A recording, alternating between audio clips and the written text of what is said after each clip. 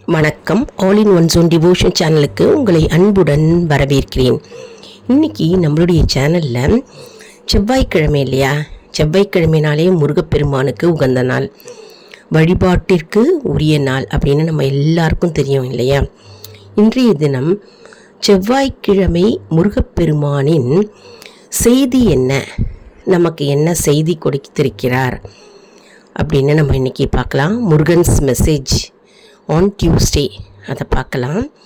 அதற்கு முன்னால் நம்முடைய சேனலை தான் ஃபர்ஸ்ட் டைம் பார்க்குறவங்களா இருந்தாலும் சரி, சப்ஸ்கிரைப் பண்ணாமல் பார்க்குறவங்களா இருந்தாலும் சரி, நம்ம சேனலை சப்ஸ்கிரைப் பண்ணிக்கோங்க. கூடவே அந்த பெல் பட்டனை ப்ரெஸ் பண்ணிக்கோங்க. ஆல் என்கின்ற ஆப்ஷனையும் ப்ரெஸ் பண்ணிக்கோங்க. அப்போ தான் நான் போடுற வீடியோஸ்லாம் உங்களுக்கு உடனுக்குடன் நோட்டிஃபிகேஷனில் மிஸ் பண்ணாமல் தெரிய வரும். சரி வாங்க, இப்போ நம்ம வீடியோக்குள்ளே போகலாம். முதல் செய்தி என்ன அப்படின்னு பார்க்கலாம். அதாவது எப்பொழுதுமே வாழ்க்கையில் நம்பிக்கையை வளர்த்து கொள்ளுங்கள். நம்பிக்கை தான் ஆணிவேர் மற்றும் மூலாதார பொருள் அப்படின்னே சொல்லலாம். அதனால் நம்பிக்கையை வளர்த்து கொள்ளுங்கள். முருகனுடைய அருள் உங்களுக்கு தினமும் எப்படியும் கிடைத்துவிடும் அப்படின்னு கூறியிருக்கிறார். முருகனுடைய அருள் உங்களை வழி நடத்தும். நீங்கள் முருகப்பெருமான் மீது அளவு கடந்த நம்பிக்கையும் பக்தியும் வைத்து விட வேண்டும். அப்பொழுது முருகப்பெருமானின் அருள் உங்களுக்கு வழித்துணையாக வரும். அவர் வழி நடத்துவார். அதாவது இப்போ நம்ம பஸ்ஸில் ஏறுறோம். பஸ்ஸில் ஏறும்போது நம்ம தூங்கிகிட்டே போகும்போது பஸ்ஸு டிரைவர் யாருன்னே தெரியாது, நமக்கு அவர் எப்படி ஓட்டுறாருன்னு தெரியாது. நம்ம தூங்கிட்டு போகும்போது கண்டிப்பாக எப்படியும் அவர் ஒரு நாள் இன்றைக்கி போயிட்டு நாளைக்கு ஜேர்னி பண்ணுறதா இருந்தால் நாளைக்கு போய் சேர்த்துருவார். அந்த இடத்துல நம்ம போக வேண்டிய இடத்துல போய் நம்மளை கண்டிப்பாக போய் சேர்த்துருவார் அப்படின்ற ஒரு நம்பிக்கையோடு தானே நம்ம பஸ்ஸில் ஏறி நம்ம தூங்கிட்டு போகிறோம் இல்லையா. அப்போது அந்த பஸ்ஸு பஸ் டிரைவர் யாருன்னே தெரியாது, எப்படி ஓட்டுறாருன்னே தெரியாது அப்படின்னு அவர் மேலேயே நம்ம நம்பிக்கை வைக்கும்போது பரம்பொருளாகிய பகவானிடம் நம்ம நம்பிக்கை கண்டிப்பாக நம்ம வைக்க வேண்டும். நம்பிக்கை வைக்க வைக்க கண்டிப்பாக அந்த செயல் நடந்து முடிந்து விடுங்க. கண்டிப்பாக முருகப்பெருமானுடைய அருள் கடாட்சம் நம் மீது விழும். அது நம்மை வழி நடத்தும்.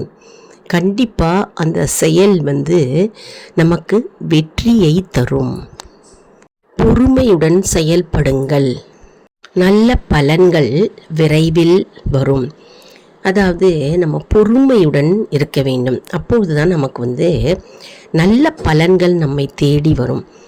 பொறுமையாக எப்படி இருக்கிறது அப்படின்னா, இன்றைக்கி செவ்வாய்க்கிழமை, இன்றைக்கி ஒரு வழிபாடு ஆரம்பிச்சிருப்பீங்க. நிறைய பேர் இன்றைக்கி தான் வெற்றிலை தீபம் அப்படின்னு வெற்றிலை தீபம் செவ்வாய் ஹோரையில் ஏற்றணும் அப்படின்னு தொடங்கியிருப்பீங்க. இன்றைக்கி நம்ம வெற்றிலை தீபம் ஏற்றின உடனேயே நாளைக்கு நமக்கு பலன் கிடைக்கும் அப்படின்னு நம்ம நினைக்கக்கூடாது. ஒரு சிலருக்கு கண்டிப்பாக உடனே கிடைக்கும். சிலருக்கு அந்த நேரம், தெய்வீக நேரத்தில் நமக்கு கண்டிப்பாக பலன் கிடைக்கும். அதனால் பொறுமையுடன் நம்பிக்கையுடன் நம்ம இருந்தால், விளக்கு ஏற்றி கொண்டே வந்திருந்தால், அதாவது செவ்வாய்க்கிழமை தோறும் செவ்வாய் ஹோரையில் வெற்றிலை தீபம் ஏற்றி கொண்டு வந்தீர்கள் என்றால், அப்படி இல்லைன்னா வேல் பூஜை செய்வீங்க, வேல் பூஜை செஞ்சு கொண்டே வந்தீருங்களாம், ஒரு நாளைக்கு கண்டிப்பாக அதற்கு பலன் கிடைக்கும். எந்த செயலை நினைத்து நீங்கள் வேண்டிக் கொள்கிறீர்களோ, பிரார்த்தனை வைக்கிறீங்களோ, அது கண்டிப்பாக நிச்சயமாக அதற்கு தெய்வீக நேரத்திற்கு நமக்கு கண்டிப்பாக பலன் கிடைக்கும். அதனால் பொறுமையுடன் காத்திரு, பலன் நம்மை தேடி வரும்.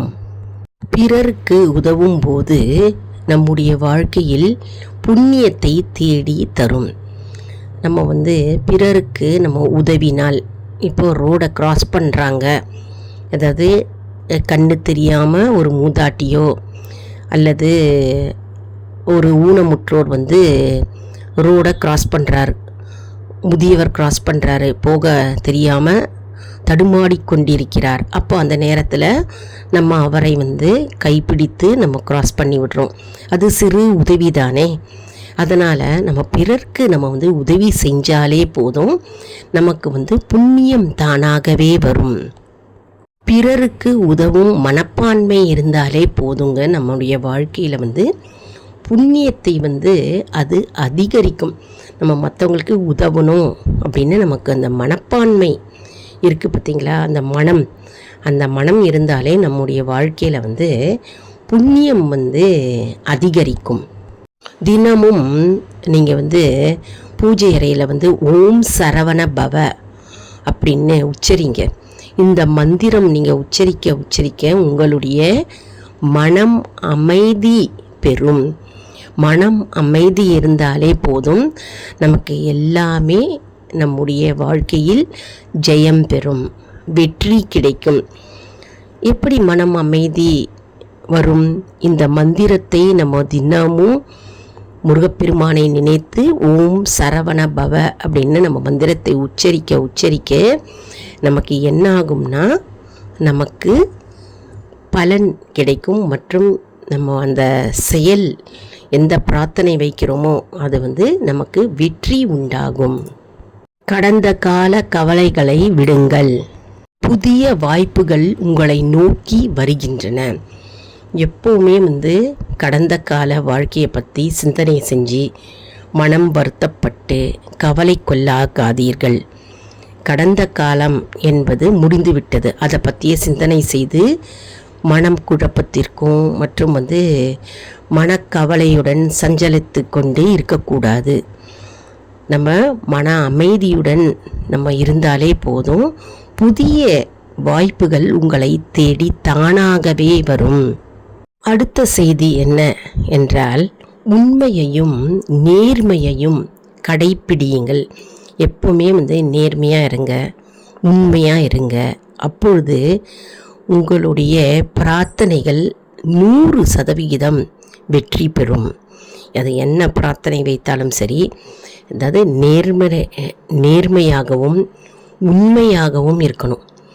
எந்த பிரார்த்தனை நீங்கள் வேண்டிக் கொண்டாலும் சரி, இப்போ உங்களுக்கு வேலை கிடைக்கணும் அப்படின்னா அந்த வேலைக்கான முயற்சிகளை செய்ய வேண்டும். இன்டர்வியூ அட்டெண்ட் பண்ணணும் மற்றும் வந்து நிறைய இடங்களுக்கு அப்ளிகேஷன் போடணும். அப்படி செஞ்சு நம்ம வந்தால் வந்து நமக்கு அதற்கு உரிய பலன் நம்மை தேடி வரும். எப்பொழுதுமே நேர்மையும் உண்மையும் கடைப்பிடியுங்கள். அப்பொழுது வெற்றி உங்கள் பக்கம் கண்டிப்பாக தேடி வரும். குடும்பத்தில் அன்பை பொழியுங்கள், அதாவது நேசமுடன் இருங்கள். குடும்பத்தில் ஒற்றுமையாக இருங்கள், அன்புடன் இருங்கள். எப்பொழுதுமே வந்து குடும்பத்தில் வந்து அமைதியாகவும் சமாதானமாகவும் மற்றும் குடும்ப நபர்களிடம் வந்து ஒற்றுமையாகவும் அன்பாகவும் இருங்கள். அப்பொழுது என்ன ஆகும் என்றால், தானாகவே நீங்கள் நினைத்த காரியம் வந்து ஜெயமாகிவிடும். அதனால் எப்பொழுதுமே பொறுமையாகவும் நம்பிக்கையுடனும் மற்றும் வந்து குடும்பத்தில் ஒற்றுமையாகவும் அன்பாகவும் இருந்தால் உங்களுடைய குறிக்கோள் இருக்குது பார்த்தீங்களா, அதாவது உங்களுடைய பிரார்த்தனைகள் அது வந்து விரைவில் வெற்றி பெறும். அடுத்தது முருகப்பெருமானுடைய செய்தி என்னவென்றால், தொடர்ந்து முயற்சி செய்யுங்கள். முருகப்பெருமானுடைய அருள் உங்கள் பக்கம் கண்டிப்பாக இருக்கும். அதாவது எந்த முயற்சியாக இருந்தாலும் சரி, இப்போ வீடு வாங்கணும் அப்படின்னு நீங்கள் வந்து நினைத்திருப்பீங்க. ஆனால் வந்து அதற்குரிய முயற்சி, நிலம் வாங்கணும், ஒரு வீடு வாங்கணும் அப்படின்னா அதற்குரிய முயற்சிகளை நீங்கள் மேற்கொள்ள வேண்டும். அப்பொழுது மேற்கொண்டால் உங்களுடைய பிரார்த்தனைகள் வந்து அப்படியே நிறைவேறும். நீங்கள் வெறும் வழிபாடு மட்டும் செஞ்சுட்டு, ப்ரேயர் மட்டும் செஞ்சுட்டு, பகவானை பிரார்த்தனை மட்டும் செஞ்சுட்டு இருந்தால் போதாது.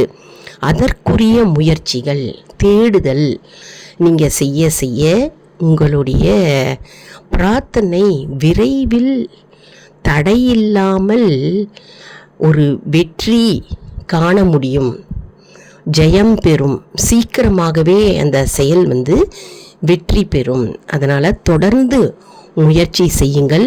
முருகப்பெருமானுடைய அருளும் முயற்சியும் சேர்ந்து முருகப்பெருமானுடைய நேரம், தெய்வீக நேரத்தில் உங்களுக்கு கண்டிப்பாக அந்த எடுத்த செயல் காரியம் வெற்றி பெறும். அடுத்த முருகப்பெருமான் என்ன செய்தி சொல்கிறார் என்றால், எப்பொழுதுமே நன்றி உணர்வோடு இருங்கள். அப்பொழுது உங்களுடைய வாழ்க்கை வளமாக இருக்கும். எப்பொழுதுமே நன்றி உணர்வாக இருங்கள். இப்போ நம்ம சுவாசிப்பதே நன்றி நன்றி அப்படின்னு நீங்கள் சொல்லிடணும். அதாவது நம்ம இப்போ இருக்கிற நிலைமையே நம்ம என்ன சொல்லணும், நன்றி நன்றி உணர்வோடு இருங்கள். அதாவது சுவாசிக்கிறோம் காற்று இல்லையா, அதனால் இந்த காற்று, இந்த சுவாசிப்புக்காக நம்ம நன்றி அப்படின்னு நம்ம சொல்ல வேண்டும். இருக்கிற வாழ்க்கைக்கு நன்றி அப்படின்னு நம்ம சொல்ல சொல்ல சொல்ல என்ன ஆகும்னா, உங்களுக்கு கண்டிப்பாக உங்களுடைய வாழ்க்கை வளமாகும். எந்த ஒரு செயலை செய்தாலும் சரி, நம்ம மற்றவர்களிடம் இருந்து நம்ம ஏதாவது ஒரு பொருளை வாங்கினாலும் சரி, அதற்கு நன்றி அப்படின்னு நம்ம சொல்லணும். நன்றி உணர்வோடு எப்பொழுதும் இருந்தாலே போதும், நம்முடைய வாழ்க்கை மேலும் மேலும் மேம்படும் மற்றும் வாழ்க்கை வளம் பெறும். முருகனுடைய திருவடிகளை நம்ம கெட்டிமாக பிடித்து வழிபட்டால் நமக்கு மன வலிமை கூடும், மனதில் தைரியம் உண்டாகும். நம்ம செய்கின்ற அனைத்து செயலும் வெற்றி உண்டாகும் மற்றும் நமக்கு தன்னம்பிக்கை கூடும் மற்றும் நமக்கு நேர்மறை எண்ணங்கள் நம்மை சுற்றி வரும். அதனால் முருகப்பெருமானுடைய திருவடிகளை நம்ம கெட்டிமாக பிடித்து கொள்ள வேண்டும். சதா சர்வபொழுதும் ஓம் முருகா போற்றி, வேலாயுதா முருகா, தண்டபாயுதா, கதிர்வேலா, கார்த்திகேயா, பாலா, கடம்பா, முருகா அப்படின்னு நம்ம சொல்ல சொல்ல முருகப்பெருமானுடைய நாமத்தை உச்சரிக்க உச்சரிக்க என்ன ஆகும்னா, நமக்கு அதீத ஆற்றல் நம்மை தேடி வரும் மற்றும் நமக்கு தனி தைரியம் உண்டாகும். சோர்வே நமக்கு வராது மற்றும் நம்முடைய வழிபாடு செய்ய செய்ய செய்ய நமக்கு என்ன ஆகும்னா, முருகப்பெருமான் நம்முடைய பிரார்த்தனைகள் அனைத்திற்கும் பதிலை சீக்கிரமாகவே விரைவில் நமக்கு தருவார்.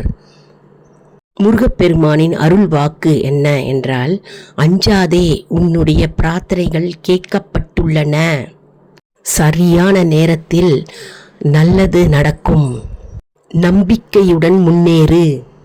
ஓம் சரவணபவ. வெற்றிவேல் முருகன் உங்களுடன் எப்போதும் இருப்பதாக. முருகன் திருவருள் எப்போதும் எந்நேரமும் உங்களுடன் இருப்பதாக. என்ன அன்பர்களே, இந்த வீடியோ உங்களுக்கு மிகவும் பயனுள்ளதாக இருக்கும் என்று நான் நம்புகிறேன். இந்த வீடியோவுக்கு ஒரு லைக் கொடுங்க, இதை மற்றவர்களுக்கும் ஷேர் செய்யுங்கள், அவர்களும் பலனடையட்டும். இந்த வீடியோவில் நம்ம முருகப்பெருமானுடைய அருள் வாக்கு என்ன, செவ்வாய் செய்தி என்ன அப்படின்னு பார்த்தோம் இல்லையா. இது போன்ற பல வீடியோக்கள் வந்து கொண்டே இருக்கிறதுங்க. அதனால் நம்முடைய சேனலை மறக்காமல் சப்ஸ்கிரைப் செய்து கொள்ளுங்கள்.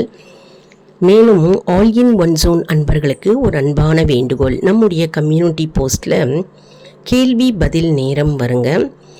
அந்த கேள்விகளுக்கு பதில் தாங்க.